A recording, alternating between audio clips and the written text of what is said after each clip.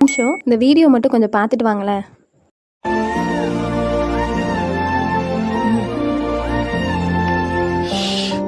அம்மா கிட்ட சொல்லாத, எதா வாங்கிக்கோ போ.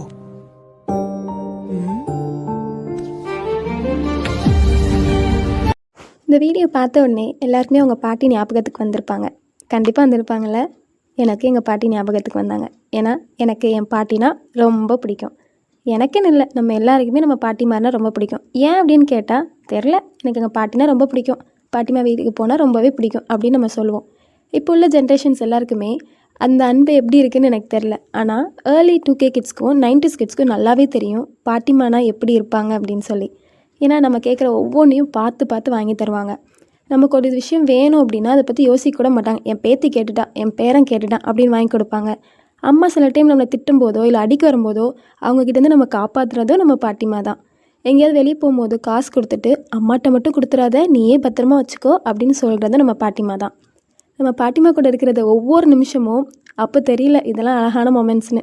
இப்போ யோசிச்சு பார்க்கும்போது இதெல்லாம் சூப்பரான மொமெண்ட்ஸில். உங்களுக்கு அந்த மொமெண்ட் இருந்துச்சுன்னா மறக்காமல் கமெண்ட்டில் சொல்லிட்டு போங்க.